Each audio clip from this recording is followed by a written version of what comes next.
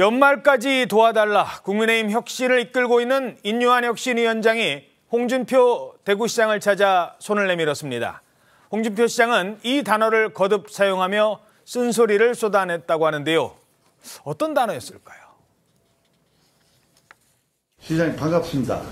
아이고, 박사님. 사고는 엉뚱한 사람이 저질렀는데 박사님이 수습하느라 고생 많으십니다. 한 수 배우러 왔습니다. 윤석열 정부 들어와서 덧보잡들이 너무 설쳐요. 초선이나 원외들이 덧보잡들이 나서서 중진들 군기 잡고 설치는 바람에 이 당에 중진이 어디 있어요? 당에 허리가 없어요. 대파이 돼버렸어요. 그런 우리가 분위기를 우리 시장님께서 좀 만드는데 도와주세요. 정말입니다. 덧보잡들 때문에 싫어. 내년에 새 판이 짜여지고 난 뒤에 그때 새로 시작하면 돼요. 연말까지 좀 도와주시면 안 될까요? 대통령에 대해서 언론이나 많은 사람이 그러지만 술수를 모르는 사람이에요. 권모 술수를 모르는 사람이에요. 그래서 대통령이 저런 비난을 받는 게 나는 참 안타깝게 봅니다. 혁신위에서 정리를 좀 해줬으면. 네, 명심하겠습니다. 네, 홍준표 시장, 물론 이제 공개된 자리라는 거를 알기 때문에 의도적으로 저 단어를 썼을 텐데, 글쎄요, 어떤 단어였는지 저희들이 그래픽으로 다시 한번 좀 정리를 해보겠습니다. 듣보잡들이 설친다, 호가호위한다, 발바닥이 설치고 있다. 아주 그냥 의도적으로 저런 단어를 쓴 거예요. 과거에 이준석 전 대표 양두구육이란 말 한번 썼다가 잘못 썼다가 뭐 징계 얘기도 나왔고 그랬는데 홍준표 시장은 뭐 그 정도 수준이 아니에요. 발바닥이래요. 듣보잡이랍니다. 일단 궁금한 게 박수현 의원님. 예. 이 듣보잡 누구를 말하는 걸까요? 듣보잡. 어제 하루만 홍준표 대구시장께서 쏟아낸 듣보잡이라고 하는 말씀이 인유한 혁신위원장과의 대화에서 9번이나 쓰셨고요. 본인이 페이스북에 한 번 더 썼고 10번을 어제 거론하셨어요. 예. 그런데 홍준표 시장님의 말씀은 누구를 겨냥하는지 다 이해하시죠. 다 윤핵관들 호가호위 이렇게 말씀하시죠. 그런데 이준석 전 대표는 윤석열 대통령을 직접 겨냥한 말씀을 계속 해오셨는데 어제 말씀의 특징은 윤핵관을 겨냥하면서도 윤석열 대통령은 권모술수를 모르는 분이다. 그런 정치를 처음 하는 정치 초년 그런 어떤 순수한 순진한 대통령을 이 호가호위하면서 윤핵관들이 대통령 주변에 이상한 영향을 미치고 있다. 이렇게 하면서 대통령과는 척을 지지 않겠다는 뜻을 분명히 하면서 그 주변 정리를 잘해야 대통령이 성공할 수 있다. 이런 말씀을 하신 것으로 저는 그렇게 읽히거든요. 그게 이준석 전 대표와 홍준표 시장의 차이입니다.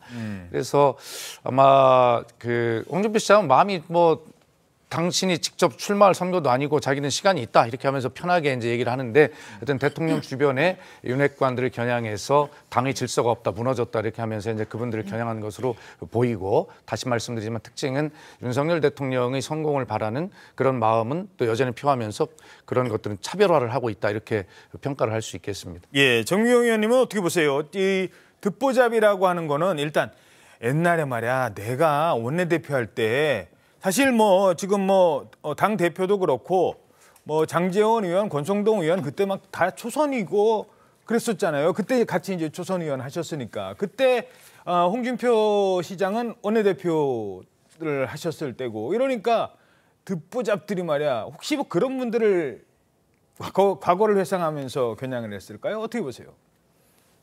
지난번에 사실은 이제 징계를 당하셨잖아요. 예.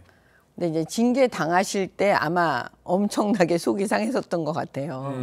그 다음에 그 경선에서, 그러니까 대통령 경선 후보 때 그 당시에 그 당원들 투표에서 졌습니다. 그렇죠. 예. 그 다음에 그때 이제 현역 국회의원, 전현직 국회의원 중에서 반드시 저 사람은 나를 도와야 되는데 돕지 않았던 분들이 많았잖아요. 예. 그러니까 그런 게 아마 전부 다 제가 볼 때는 쌓이고 쌓여 있는 상태가 아닌가. 그리고 이제 김기현 또 대표가 이제 지난번 징계했을 때 지도부의 당 대표니까 아무튼 그런 여러 가지 이제 마찰도 있고 이런 갈등이 있는 상태여서 그 부분을 지금 그 홍준표 시장으로서는 믿을 게 하나도 없잖아요. 그러니까 그냥 이건 언론에 아주 좋은 기회라고 보셨을 것 같아요. 예. 이 기회를 잘 포착해서 하고 싶은 얘기 다 해야지.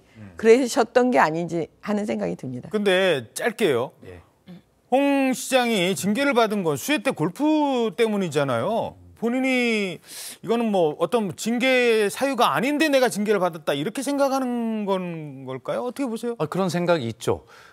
지방자치단체장으로서 여러 가지를 검토하고 그 당시도 홍준표 시장은 주장했지만 이게 국민 정서에는 반하는 일이지만 실제로 이게 징계당할 만한 법률적 위반이냐라고 하는 것에 대해서 강하게 반발하신 것이 있고 지금도 억울하게 당했다라고 하는 그런 생각이 밑바탕에 있으면서 우리 정미경 의원님 말씀하신 그런 것들이 다 상승 효과를 일으키고 있는 것이 아닌가 이런 생각이 듭니다. 예.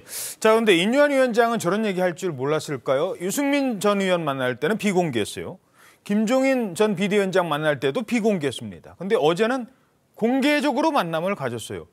홍준표 시장 측에서 요구를 했을까? 어떤 배경이 있을까요? 사실 이게 공개 만남이라는 게 양쪽이 다 오케이를 해야 되는 거잖아요. 그러니까 홍준표 시장 쪽에서는 사실 저런 공개 만남이 전혀 손해볼 게 없고 오히려 본인의 이런 섭섭한 감정이나 이런 것을 저런 공식적인 자리를 이용해서 정말 선명하게 전달하는 그런 자리이기 때문에 정말 마다할 이유가 없고 만약에 저 자리가 비공개로 이루어졌다고 하더라도 제 생각에는 홍준표 시장 스타일상 또 본인 페이스북에 올리지 않았을까. 아하. 어차피 이게 공개될 내용의 것이다. 어차피 공개될 내용이었다. 그렇습니다. 그렇다면은 그냥 뭐 좀 펼쳐진 장을 이용해서 저렇게 선명하게 드러내는 게 나쁠 게 없고요.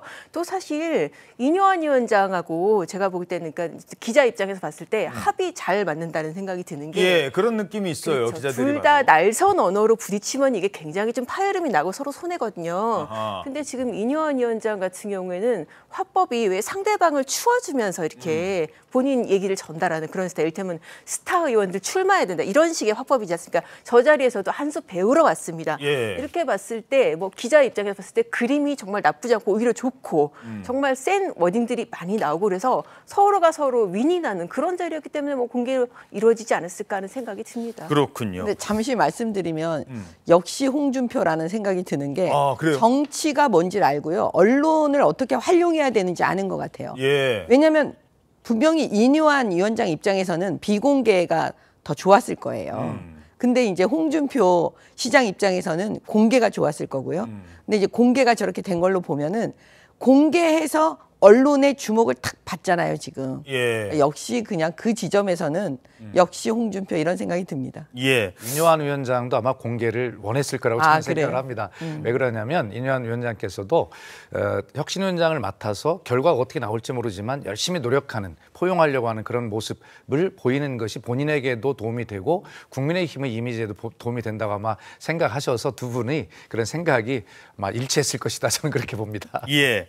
자, 그러면 이 공개된 자리에서 공개된 사람이 나왔죠. 이준석 전 대표. 요즘 신당론 얘기가 나오는데 여기서 홍 시장 이게 누구 탓이냐? 당 지도부 탓이다. 그리고 친윤 탓이다. 신당 안 만들 것 같아요? 만듭니다. 돌아온다고요? 안 돌아옵니다. 라고 얘기합니다. 이준석 전 대표 같은 경우에는 얼마나 많은 듣보잡들이 나서서 조리돌림을 했습니까? 성상납이라는 터무니없는 좋은 글씨를 써가지고 딱지 붙이고 이준석이가 지금 돌아오겠습니까? 돌아오면 진짜 그 별도 없는 놈이 되지. 안 들어올 겁니다. 안 들어오고 박사님이 그렇게 노력하셔도 참 이준석이는 돌아오기 어려울 겁니다. 쉽게 말해서 이 체제 하에서 비례대표 정당만 창당하더라도 10석 가까이 지금 차지할 수 있는데 목매달 필요 뭐 있어요? 자, 그러면서 구체적인 숫자도 얘기해요. 지금 비례대표 정당 만들면 10석이다. 근데 서울 노원병 뭐 거기서 택시기사도 하고 열심히 공들여 했지만 계속 떨어졌고 지금 또 나간다? 100% 떨어진다고 그랬어요. 100%. 그러니까 돌아올 리가 없다. 오히려 이준석 대표가 두려워하는 거는 공천을 줘서 노원에 나가라고 하는 거다. 이렇게까지 지금 분석을 하는 분도 있고 또 어떤 분들은 그게 아니다. 돌아온다 결국은 갈 데가 없다 더 이상 어떻게 분석하십니까? 지난번에 그 이뉴한 위원장이 부산에 내려갔잖아요. 근데 거기서 정말 좀 너무나 황당하고 우리가 봤을 때 야 어떻게 사람을 대놓고 저렇게 모욕을 주나 라는 느낌으로 막 영어로 해버리잖아요. 그렇죠. 그거는 이제 안 보겠다는 얘기 아니겠어요? 그게 만약에 돌아올 마음이 있으면 그렇게까지 할 수가 있나? 그런 생각이 들었거든요. 예. 그래서 제가 볼 때는 돌아올 생각이 없으니까 저렇게 하는 게 아닌가 라는 생각이 듭니다. 돌아올 생각이 없다. 짧게 어떻게 분석하세요? 저도 돌아오지 않을 거라고 봅니다. 아 그래요? 그 자리에서 이준석 전 대표가 이야기한 것은 대화의 전제 조건이 갖추어지지 않았다 이렇게 이야기를 하셨는데 그 대화의 전제 조건이라는 게 뭘까요? 결과적으로 체리따봉, 그다음에 EXX 어쩌고 하면서 했던 윤석열 대통령의 그런 어떤 자기에게 주었던 모욕감과 당대표를 쫓아낸 이런 것들에 대해서 대통령이 공식적은 아니더라도 비공식적으로라도 사과하는 것이 제가 볼 때는 이준석 대표의 말하는 전제 조건일 겁니다. 근데 대통령께서 그렇게 하실 리가 없잖아요. 그렇기 때문에 이미 이준석 대표는 돌아올 수 없는 다리를 이미 그 시간으로 건넜다. 저도 그렇게 평가합니다. 예. 자, 이러면서 이른바 이준석 신당은 점점 더 윤곽을 드러내는 양상입니다. 그러니까 지금 계속 갈 수 있는 데가 대구의 시장들밖에 못 가는 거거든요. 오히려 최근에 한 조사에서 신당이 대구 지역 여론조사 1위 하는 조사가 하나 나왔었거든요. 저는 지금도 이제 그래서 본 게 지역구나 이런 것들도 어떤 의미가 있느냐를 봐야 되거든요. 근데 그것이 정치 개혁이라고 한다면은 저는 가장 어려운 승부를 봐야 된다고 생각해서 가장 어렵게 붙어야 된다고 생각합니다. 자, 그러니까 지금 이준석 대표가 잘못한 게 아니라 듣보잡이 잘못했다고 그랬잖아요. 홍준표 대표, 홍준표 시장. 홍준표 시장이 어디 시장이죠? 대구시장이에요. 근데 지금 어디를 할까? 아마 지역을 기반으로 두면 어디가 될까? 이게 관심이 모아졌는데 영남이면 이제 대구도 아니고, 그러니까 뭐 대구도 뭐 포함이 되겠지만 주로 이제 경남 지역을 좀 말하는 데인데 대구도 포함이 될 수도 있고요. 그래서 궁금해요. 홍준표 시장이랑도 뭔가 서로 통하는 게 있는 건가, 이준석 대표? 어떻게 보세요?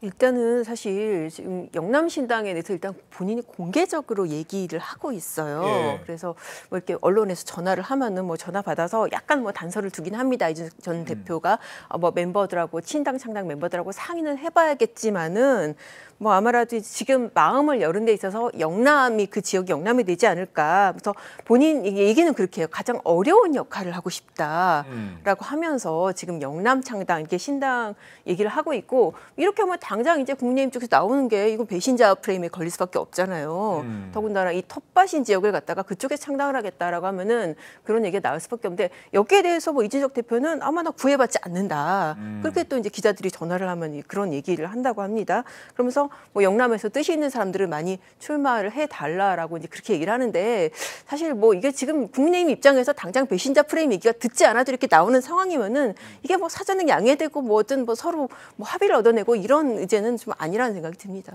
아니 근데 이준석 대표가 당을 향해서 큰 소리를 냈을 때 주로 수도권 문제였거든요. 수도권 봐라.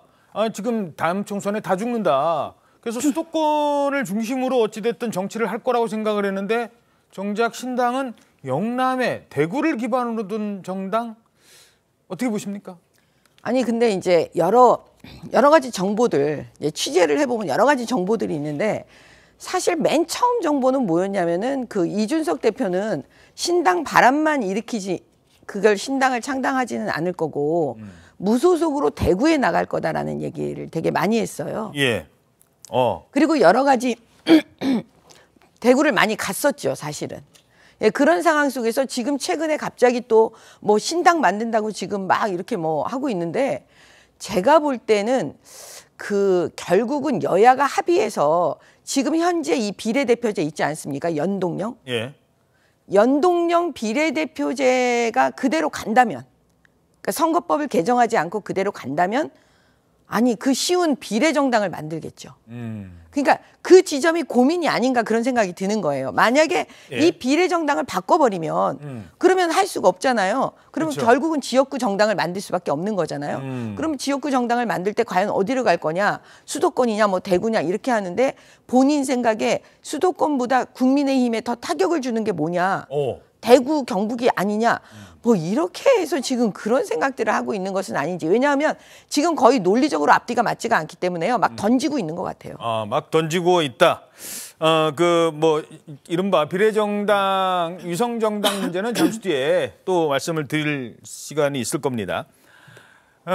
지금 뭐 여기도 던지고 저기도 던지고 민주당에도 던졌잖아. 이런 걸로 알려지고 있잖아요. 지금 이상민 의원 같은 경우는 그래 만났다는 얘기까지 하고, 그러니까 비명계들 이거 계속 만나는 거 아니야? 이러다가 진짜 뭐 비명계한테 막 불똥이 튈 것 같아요. 그러자 한 비명계 의원은 이준석 완전 거리두기에 나서는 것 같습니다. 4가지가 없대요. 4가지가. 들어보시죠. 신당이 만들어진다 하더라도 이준석 대표하고 같이 할 가능성은 별로 없습니다. 네. 왜냐하면 이준석 대표 역시 예. 혐오 정치를 기반으로 해가지고 이제 정치를 하는 분이기 때문입니다. 뭐라고 표현할까? 하지 없는 정치? 뭐 하여튼 이런 거인 것 같아요. 예. 그러니까 네. 자, 뭐 저런 정도 얘기를 했는데 가서 뭐 당 대표로 모시고 출마하겠느냐라는 분석입니다. 자, 그런데 오늘자 중앙일보 기사 보시겠습니다. 이준석 신당 생기면 국민의힘보다 민주당 지지층이 더 이탈할 것이다. 그러니까 국민의힘에서 이준석 나간다고 그래? 그러면 나는 뭐 너무 이 보수 이쪽보다 나이 드신 분들보다 나는 젊은 이준석이 좋아하고 국민의힘 지지자들이 나가는 것보다 그래 민주당 지금 너무 한 사람 이재명 대표 체제로만 가는데 그래 저런 젊은 정치 오히려 그러니까 중도 좌파에서 이탈층이 많을 거다라는 그런 분석이 있는 것 같은데 민주당 내부에서 이 조사한 결과라고요? 네, 맞습니다. 그 복수의 민주당 관계자에 따르면요. 최근 민주당 전략기획위원회는 이준석 신당 출연을 전제로 내년 총선에서의 정당 투표율을 분석한 내부 여론조사를 지도부에 공유했습니다.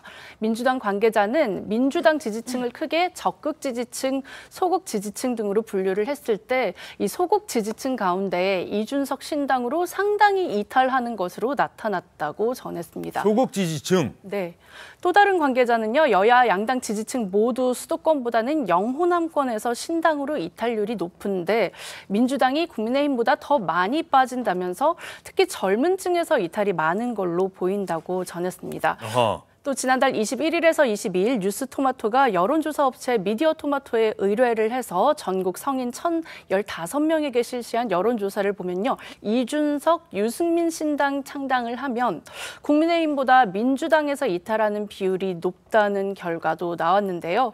이 여론조사에서는 지지 정당이 민주당이라고 밝힌 응답자 가운데 17.9%가 또 국민의힘이라고 밝힌 응답자 가운데 13.9%가 신당을 지지한다고 답했습니다. 그러니까요. 지금 보시면 민주당 지지층이 17% 더 많아요. 자, 그 점이 지금 좀 주목되는 대목 가운데 하나입니다.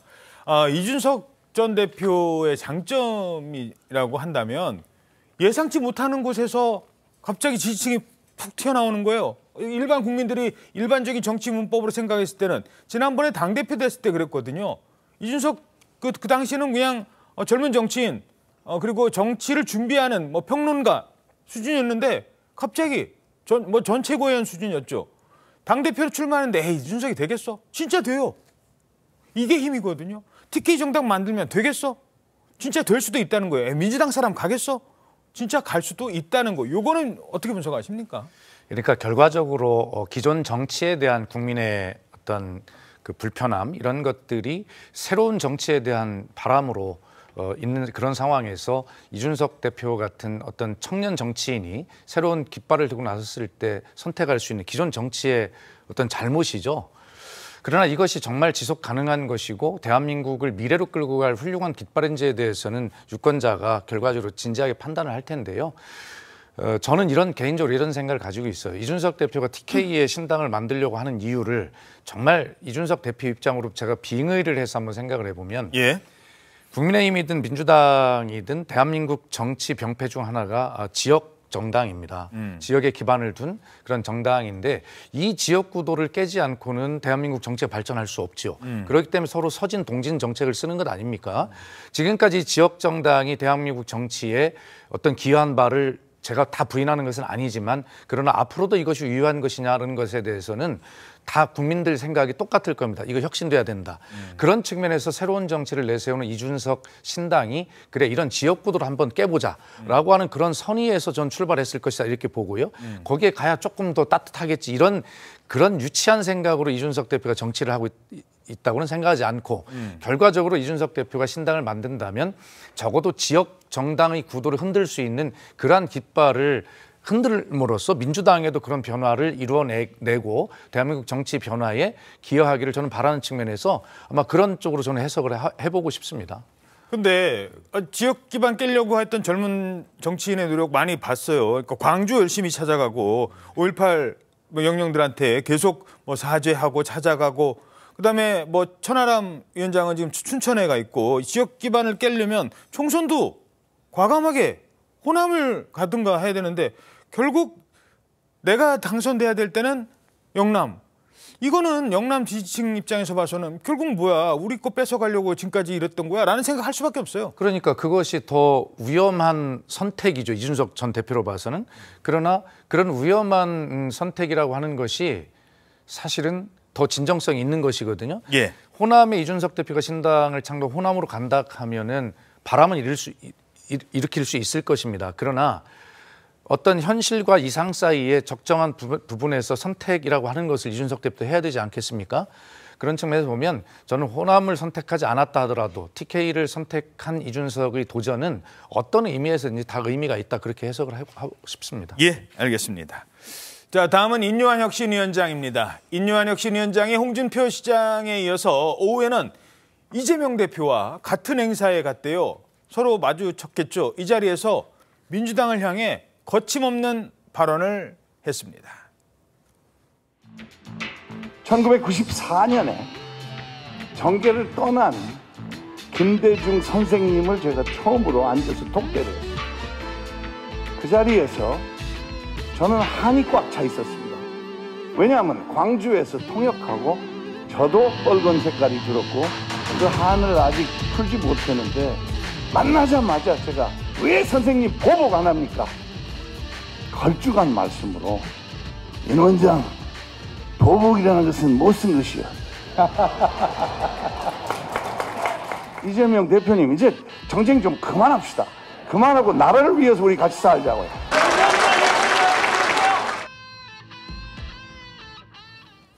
예, 지금 성대모사 됐어요. 보복이라는 건 못 쓰는 것이요. DJ 성대모사까지 했어요.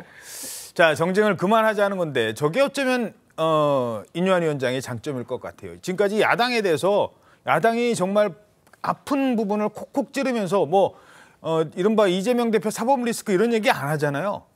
그리고 영남 의원들 주로 국민의힘 문제만 다룹니다. 어제도 좀 정쟁 좀 그만합시다라고 했어요. 저 얘기 듣고 이재명 대표는 또 웃었다고 합니다. 자, 어떤 얘기가 지금 나오고 있는 겁니까? 네, 어제 국민의힘에서는 또 이례적인 장면이 연출됐습니다.